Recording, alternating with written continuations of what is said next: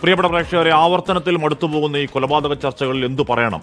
ആവർത്തന ചോദ്യങ്ങളല്ലാതെ പുതിയതായി എന്ത് ചോദിക്കണമെന്ന് സത്യമായും അറിയില്ല. ഉറങ്ങാൻ കിടക്കുമ്പോൾ മനുഷ്യച്ചോരയുടെ ചൂരുനാറി ഇന്നലത്തെ ആ മുടിഞ്ഞ രാത്രിയിൽ ആ വാർത്ത ആദ്യം കേരളത്തെ അറിയിക്കുന്നത് 24 ആണ്.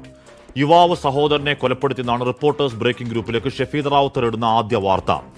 അമ്മയും അച്ഛനെയും പോലും കഴുത്തറക്കാൻ കൈവറക്കാത്ത തലച്ചോറിൽ കോശങ്ങൾക്ക് പകരം ക്രോധം മയക്കുമരുന്നിൽ നിറച്ച അന്ധക മക്കളെ നിത്യേനെന്നോണം കാണുന്ന മരവിപ്പിൽ ആ വാർത്ത കണ്ടപ്പോൾ ഞെട്ടലുണ്ടായില്ല, സത്യമാണ്. പക്ഷേ ചോരയും മാംസവും ചിതറിച്ച ആ വാർത്താവികാസത്തിൽ നമ്മൾ കാണുകയാണ് 6 മണിക്കൂറിൽ 24 കിലോമീറ്റർ ചുറ്റളവിൽ 3 വീടുകളിലായി 5 മനുഷ്യരെ അടിച്ചടിച്ച് കൊന്നൊടുക്കിയ ഒരു ഫ്രീ ഫയർ ഗെയിം കണക്കെ ഒരുത്തന്റെ പൈശാചിക പാതകയാത്ര.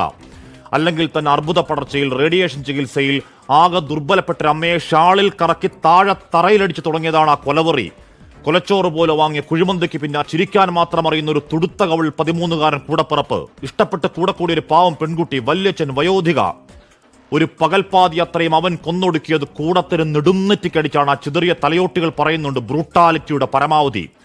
ഇഷ്ടഭക്ഷണം പാഴ്സലാ വാങ്ങി കൊതിയോടെ വീട്ടിലെത്തി അത് കഴിക്കും മുന്നേ അനിയന്റെ നേർക്ക് എങ്ങനെ നിന്റെ കൈ പൊങ്ങിയടാ മുടിഞ്ഞവനെ എന്നൊക്കെ ചോദ്യങ്ങൾ തൊണ്ടയിൽ തടയുന്നെങ്കിലും നെഞ്ചിലൊരു ഞെട്ടലല്ല, നിസ്സംഗമാണ്, മരവിച്ചിരിപ്പാണ് മനസാക്ഷി. അശനിവാദം പിടിച്ച ഈ പുതിയ വർഷം 24 പൂർത്തിയാക്കി 25 പുലർന്നെ ആ പാതിരാവിൽ തുടങ്ങി 2 മാസം കഷ്ടിച്ച് പൂർത്തിയാകുമ്പോൾ കണ്ട അരുംകൊലകൾ മലവെള്ളം പോലെ കുത്തിപ്പാഞ്ഞ മനുഷ്യരക്തത്തിന്റെ കണക്കെടുത്താൽ തലച്ചോറ് പെരുക്കുന്ന പെരുക്കപ്പെട്ടുകയാണ്.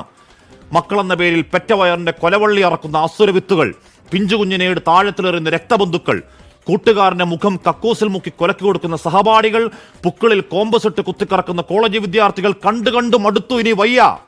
നമ്പർ 1 കേരളം എന്ന വ്യാജത്തിൽ കൈമലർത്തി പിത്തം പിടിച്ചിരിക്കാതെ ഇനിയെങ്കിലും ഇച്ഛാശക്തി കാണിക്കണം സർക്കാർ. ആ സർക്കാരും സംഘടനകളും ക്ഷേത്ര മഹല്ല് പള്ളിക്കമ്മിറ്റികളും മനുഷ്യത്വം ചോരാത്ത മനുഷ്യരും ചേർന്ന് ഈ മുടിഞ്ഞ കാലത്തോട് അവസാനത്തെ യുദ്ധം പ്രഖ്യാപിക്കുന്നില്ലെങ്കിൽ കാത്തിരിക്കണം.